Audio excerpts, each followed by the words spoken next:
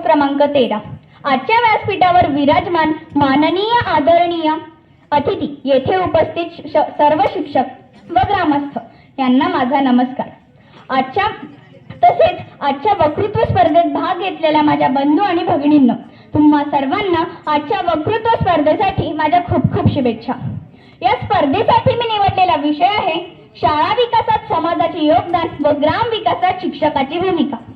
परंतु यातील शाळा म्हणजे काय, तर थोडक्यात जिथे ज्ञानाची आदान-प्रदान होते अशी जागा.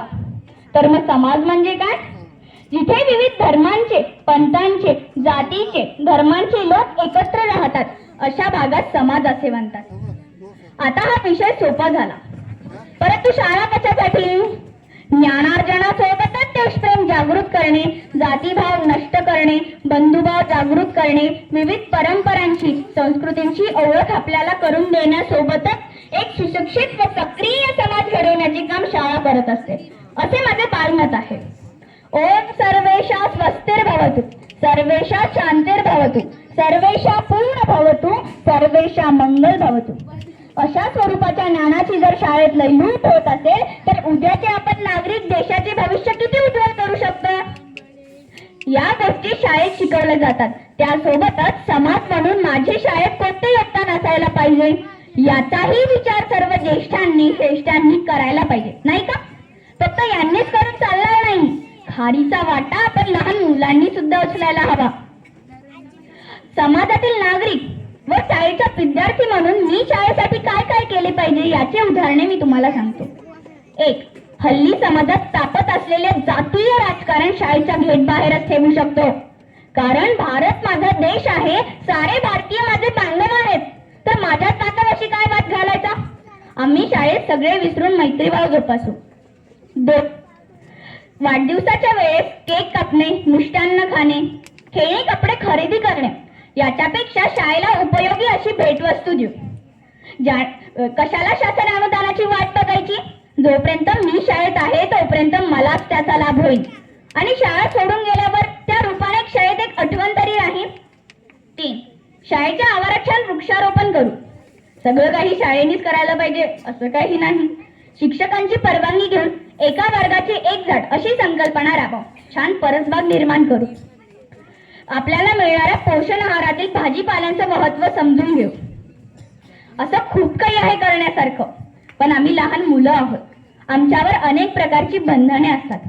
पण समाज म्हणून समाजातील नागरिकांनी काय काय करणे अपेक्षित आहे त्याची उदाहरणे मी तुम्हाला सांगतो. बऱ्याच जणांना पुस्तके विकत घेऊन ती वाचण्याची आवड असते. ती वाचना झाल्यावर ती घेऊन शाळेच्या ग्रंथालयाला भेट दिली पाहिजे, जेणेकरून आपल्याच पाल्याचे सर्वांगीण विकास होईल. 2. शाळेच्या उपक्रमामध्ये मुलांना हिरारीने सहभाग घेण्यासाठी प्रोत्साहित केले पाहिजे. 3. आपल्याकडे असलेले व्यापार कौशल्य आपल्या घराच्या जवळच्या एखाद्या शाळेमध्ये जाऊन मुलांना समजेल अशा भाषेमध्ये सांगितले पाहिजे.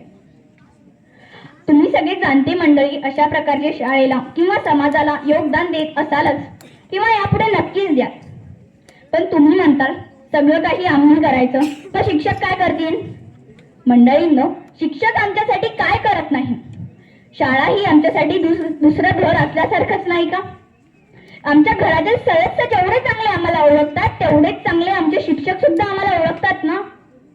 जातीभेद थांबा हे फक्त तोंडाने बडबडण्यापेक्षा ते डायरेक्ट कृतीतून करून आणतात, तेही आमचं न कळत. उदाहरण सांगतो. आमच्या शाळेमध्ये शिक्षकांनी एक उपक्रम राबवला होता, ज्यामध्ये विविध धर्माच्या प्रार्थना, गाणे इत्यादींचा समावेश होता. त्यात मी सादर करणार होतो शिवतांडव व अथर्व शीर्ष, व माझा वर्गमित्र अनस कुरेशी सादर करणार होता इस्लाम धर्माची एक प्रार्थना. 4-5 दिवस सोबत प्रॅक्टिस केल्यावर अनस कुरेशीने माझे काही अथर्व शीर्षचे श्लोक पठन केले तर माझ्या तोंडात त्याची इस्लाम धर्माची अस्बी रुब्बी जल्लल्ला, माफी कोफी दे अल्लाह, उर मोहम्मद सल्लल्लाह, ला इलाहा इल्लल्लाह ही प्रार्थना गोळायला लागली. अगदी न कळत शिक्षक हे सगळं करून आणतात. कसला जातीभेद? शिक्षक हा समाजाचा आरसा आहे व आर्थिक व सामाजिक विकासाचे बीज तसेच फुलही आहे. माणसाला अज्ञानाकडून ज्ञानाकडे न्यायचे व राष्ट्राला अविकसित बाजूकडून विकसित बाजूकडे न्यायचे काम शिक्षक करत असतात. वृत्तीत होते नव्हते वृत्तांत मांडले त्याने, अजन्म ठेवून दिला ज्ञानामृताची अनवट पाने. शिक्षकांच्या सहकार्यातून ग्रामीण जीवनाच्या सर्वांगीण विकास साधताना काही महत्त्वाच्या अडचणी निर्माण होतात. त्यातील एक म्हणजे सार्वत्रिक प्राथमिक शिक्षणाची सोय नसणे. दुसरी म्हणजे शिक्षकांच्या सहकार्यातून दुसरी म्हणजे ग्रामीण उद्धाराची जे काही सांगड आहेत त्याचे उद्धार केले पाहिजे. 3. लाल बहादूर शास्त्री नेहमी म्हणायचे, शिक्षक हा राष्ट्राचा कणा आहे. व भारताचे पूर्व राष्ट्रपती व विख्यात शास्त्रज्ञ डॉक्टर APJ कलाम हेही म्हणायचे, भारताला महासत्ता बनायची असेल तर त्याचे प्रेरक माध्यम फक्त शिक्षकच ठरू शकतात. असे गौरवोद्गार शिक्षकांविषयी त्यांनी काढले होते. याचाच अर्थ 4 भिंतीत शिकणारी ही पिढी पुढे जाऊन भारताचे नेतृत्व करत आले याच स्वकर्तृत्वाने सिद्ध करणार असल्याने भारताच्या विकसितकडे शिक्षकांचे अनमोल योगदान आहे. एवढे बोलून मी माझ्या वक्तृत्वास पूर्ण विराम देतो. जय हिंद, जय महाराष्ट्र. धन्यवाद.